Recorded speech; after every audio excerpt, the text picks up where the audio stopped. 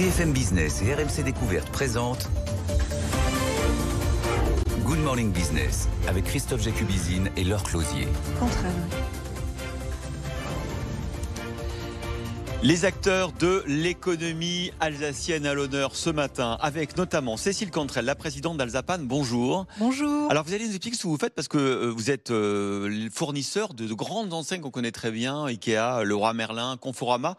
Vous faites les panneaux de bois qui vont donc, j'imagine, revêtir tous les meubles, les cuisines, les parquets peut-être aussi. Oui, on fabrique des produits d'aménagement de la maison.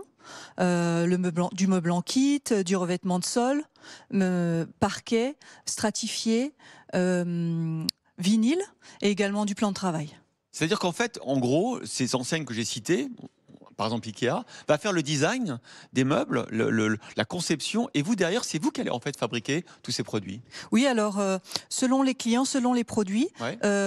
nous les dessinons ou c'est le client qui les dessine. Ça dépend, c'est variable.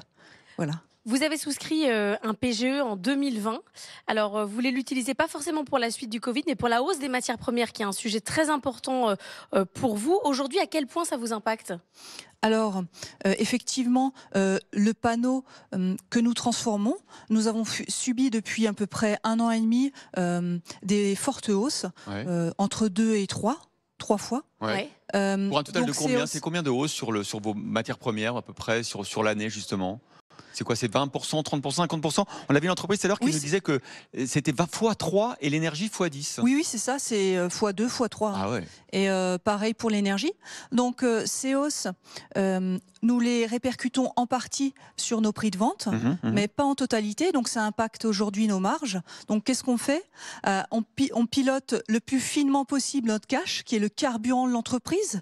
On ménage nos salariés, le moteur de l'entreprise, parce que depuis 2 ans, on est tous, d'un point de vue professionnel ou personnel, un peu bousculés. Et puis sur ce marché qui est bousculé, les cartes sont rebattues. Il y a aussi des opportunités à aller chercher. Donc voilà, c'est ce qu'on s'efforce de faire. C'est-à-dire des rachats ?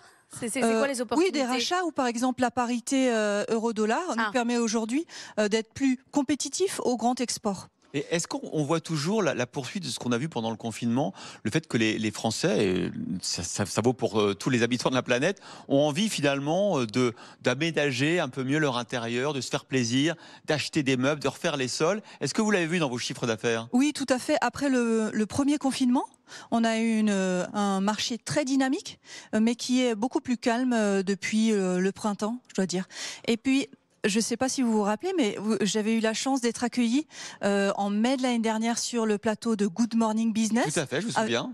Avec mon associé Jean-Charles Parizeau. On venait vous présenter un projet d'alliance de nos 2 ETI familiales industrielles du nord-est de la France.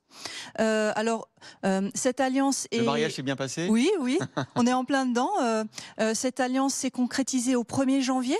Et donc, aujourd'hui, comme dit, on est en plein dedans. On travaille les synergies. Parce que c'est pas facile quand même de mettre 2 boîtes, j'imagine, avec des cultures familiales très différentes ensemble. Ah non, c'est pas facile, mais comme je dis, on avait beaucoup de choses en commun, beaucoup de valeurs communes. Et l'idée, c'est aussi de profiter de toutes les complémentarités, et elles sont nombreuses, en termes de portefeuille client, de diversité de notre gamme de produits. Et donc, c'est ce qu'on s'efforce de faire aujourd'hui. Et puisqu'on est à Strasbourg, je rappelle que vous avez 3 sites de production en Alsace, en plus de votre siège, c'est bien ça ? Oui, c'est ça. 3 sites de production. Alors, si je peux citer Bien sûr. Avec plaisir. Village. En plus, vous les direz mieux que nous, alors allez-y. Donc, le siège d'Alpa Group et d'Alsapan se trouve à Dinsheim-sur-Bruche, à l'entrée de la vallée de la Bruche.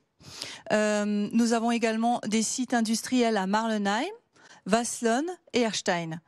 Voilà.